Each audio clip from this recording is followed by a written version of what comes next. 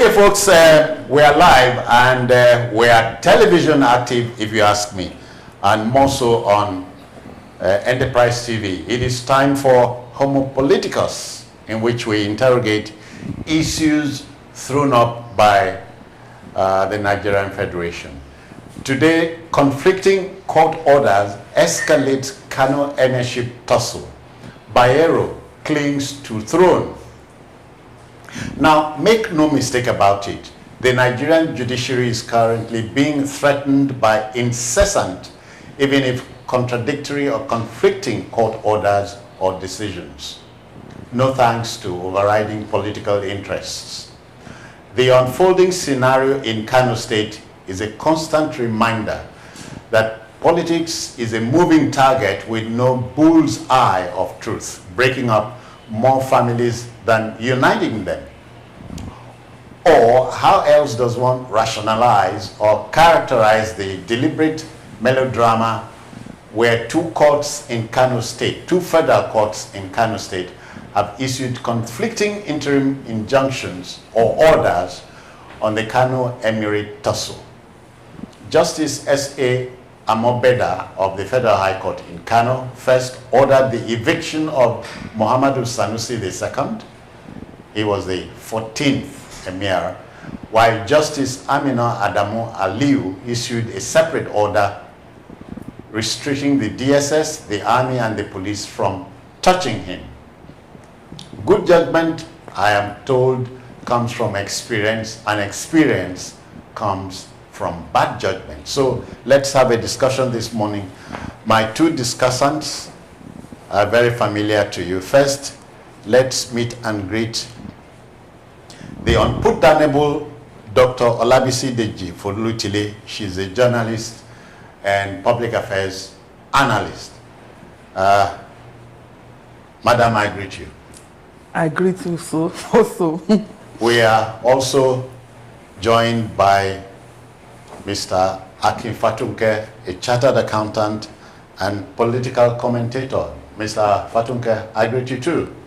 I return your greetings. I'm also unputable. Unputdownable. Unputdownable. Okay then. So thank you very much for being here. Okay, gentlemen, the conflicting court orders in Kano is something very familiar to both of you.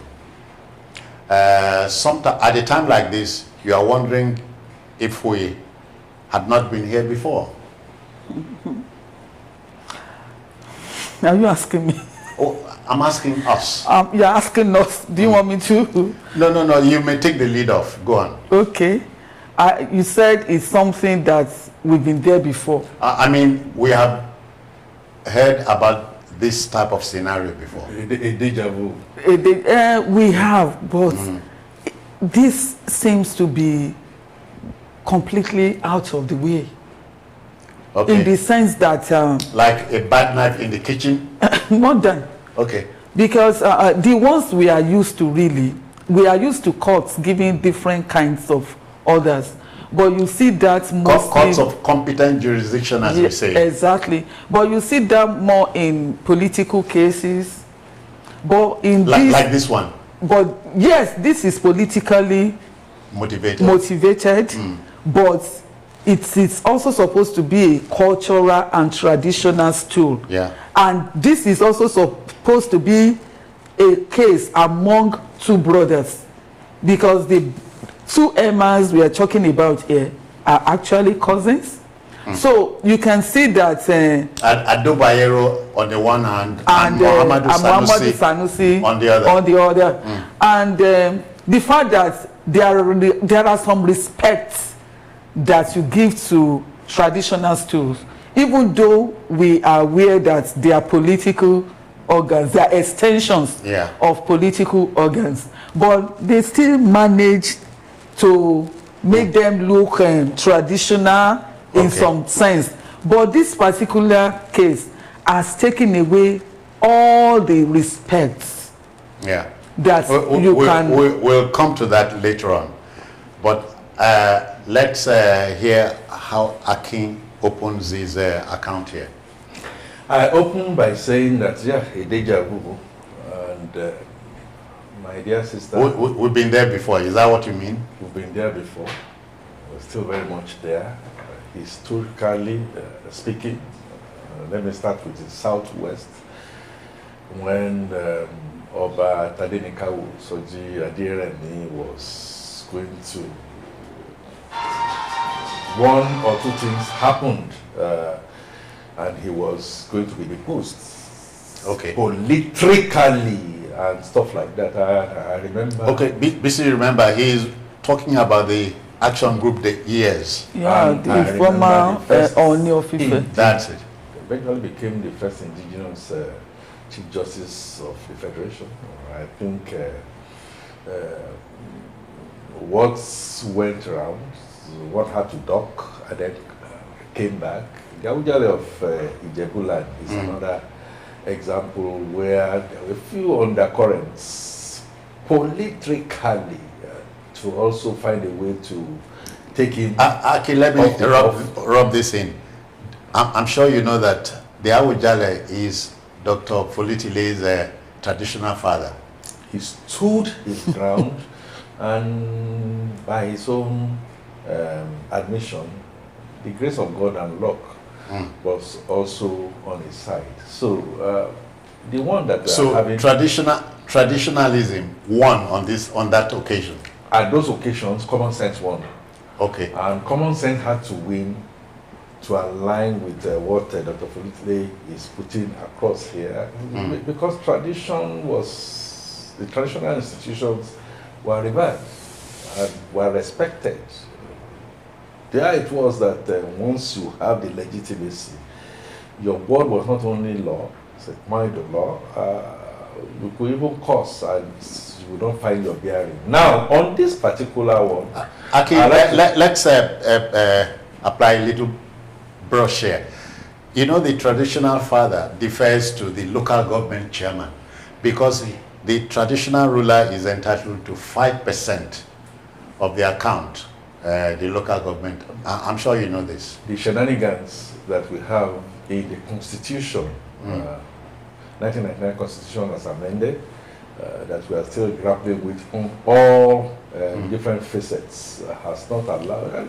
You see traditional rulers going to genuflect to state governors and all that. So in this particular one, is what Fela would call power show. Justice Amina Aliyu is a justice of the state. A woman. A woman. Amodeba S. Justice is a judge of the federal. What we are seeing playing out in Kano is the unseen hands of a federal perhaps, and perhaps unseen hands at state level, which bottom line is most unfortunate. Not just is it that it is unfortunate, I keep on saying something. Whether you take a decision to allow the state, I don't know if the state has concurrent jurisdiction with the federal there in Kano. These hands behind the Euromis, that is, something that The is drummer boys. unlikely, if care is not taken, to set Nigeria on fire. I use the word Nigeria. I need to be very, very careful. Now with what we have had, now you have two balance of terror. So who is going to pull the first trigger? Whoever pulls the first, Who's going to blink first? who will blink first? At the end of the day, two cousins, intermarried, interdis, interdats, are fighting what they can go into their closets to finish. And then they've now allowed this to now blossom out to the Okay, Aki. Thank you, Aki, for that illumination. Sister Bisi, but I'm sure you know that the Kano State scenario is deeper than we think. The popular belief is that two gentlemen, two powerful politicians in Kano are the authors of this melodrama. On the one hand is former Governor Ganduje, now embattled APC chairman, national chairman. And the other man is Senator Kwankwaso, the NNPP godfather in Kano State. So the two of them are having a tiff, TIFF. They're having that political tiff, which is blowing over. As we sit here, the everyday man and woman in Kano is the loser, if you ask me, or don't you think? They are. But also I noticed something that even those everyday man and woman seems to have wisened up, in the sense that... You think so? I think so, because before now, we should have held cases of bloodshed in Kano. If this thing were to have happened like maybe 15, 20 years ago, even 10 years ago, the camps, both camps, the Alimandiris and the people supporting them... No, but you remember, you have managed to remember that about 4 or 5 years ago, when Sanusi was first deposed, there was bloodletting in Kano. Don't you remember? I think... But now that he's been reinstalled, there's relative calm. We can... What the point I'm trying to make is that, you know, the two of them have their own camps. Okay. Because from what we can see now, the Bayero camp, the Emir is in his palace, and he has his own people that are going to pay homage to him. And you also see young people and all the rest around that palace. The same thing happens in the case of Malam Sanusi. Yeah.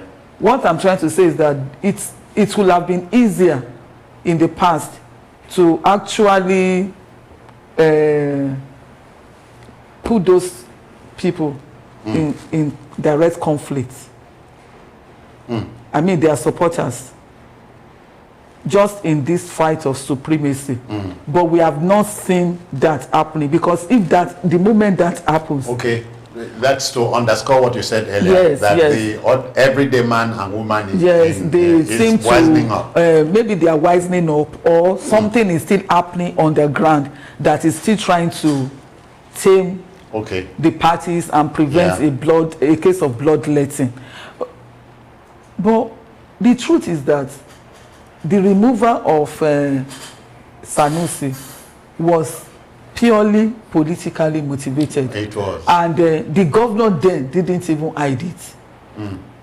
I heard him when he said that he considered Jonathan's treatment for the former Emir, who is now reinstalled, that, well, he knew that since it was the same patient, and I'm quoting him, the same patient, the same ailment, the same drug. So I applied the Jonathan's medicine, because the case was the same, it was the same sickness, it was the same patient, and it was the same drug. I gave it to him. Exactly. So that was... But the point is that he left when he was removed. He left. But the Adobayero man is saying, I am not going to leave. You know, traditionally and culturally, he is not supposed to return to that city after he's removed. Yeah. But something must have motivated him to return. But it's so interesting that there's a drummer boy somewhere. Exactly. And he came back and all of that. But is it not so embarrassing that the judiciary is being put in this kind of disrepute? Because we are talking about two courts now. We have seen a case now where the High Court is fighting for Bayero, while the state judiciary is fighting for... He's taking sides. So the two courts are taking sides. They are taking sides, and it's so obvious. So where do we go from here? How has the judiciary allowed itself to be so used. We know that there are political connotations everywhere, but at least there should have been some sense of decorum. Yeah, thank you. Akin, sometimes when we say governors in Nigeria are very powerful, we seem to say so with tongue in cheek. But what's happening in Kano tells me that governors are indeed very powerful.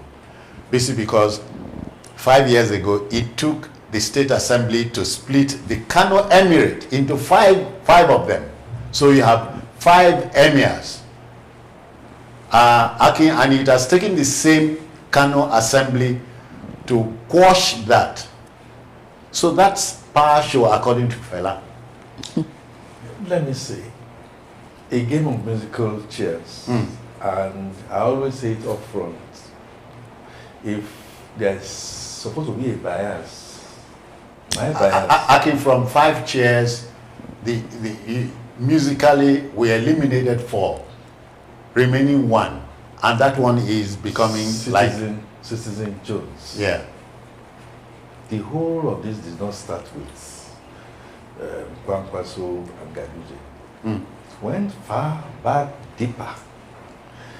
The time of Rini and the time of Bakinzu, even beyond them.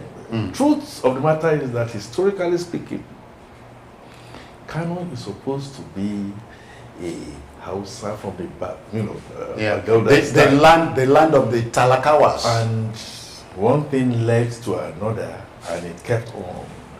You made the point.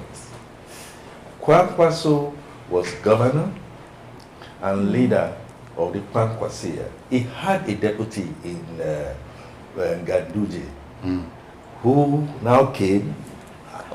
Again, a split came, and then it became what you would describe as power show. Let me just say this for sure. I know the reason why.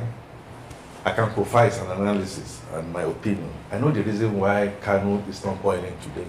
Okay. Number one is the fact that nephews and cousins are fighting. Okay. You made the point that maybe certain things are happening on the ground. I think, seriously speaking, they have a way of sending words back away to this. Okay, that's what we mean by consensus. Now, consensus building. The second thing, I don't want to pretend. You see, I don't want to pretend. We can sit down here, and yes, naturally we can say, yeah, why should the judiciary get itself as a pawn to be used and all that?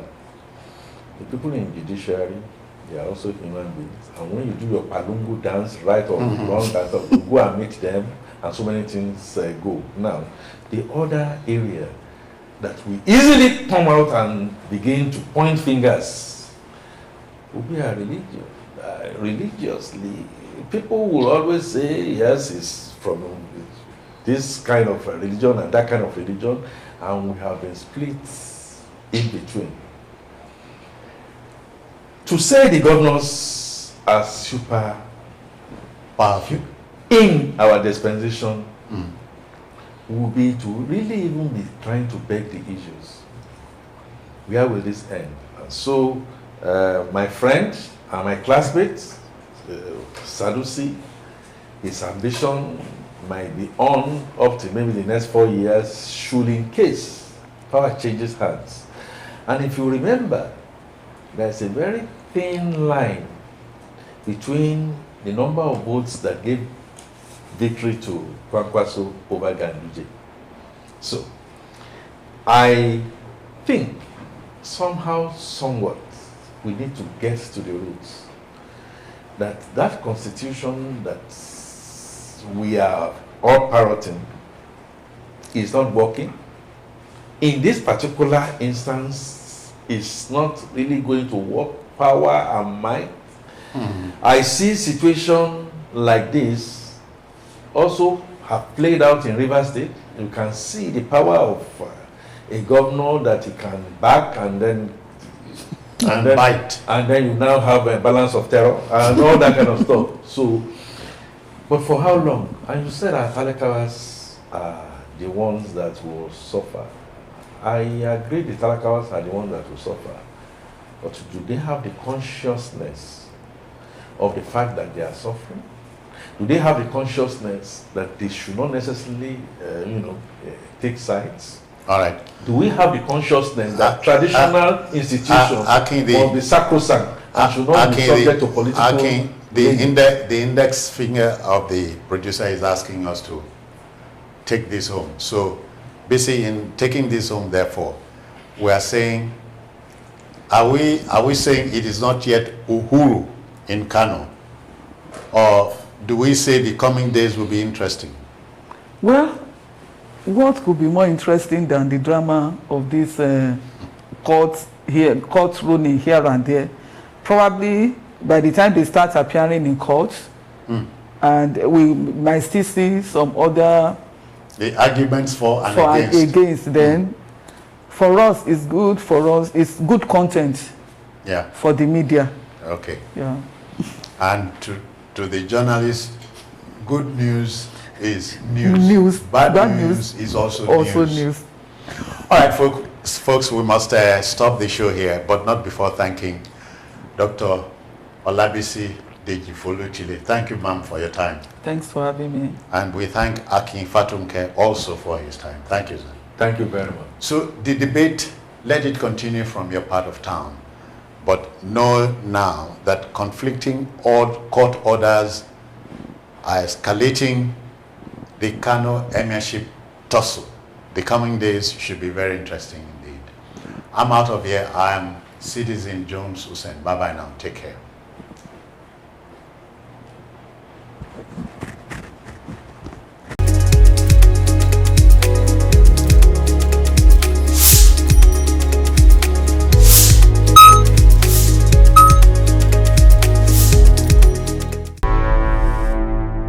Enterprise TV, a tradition of truth.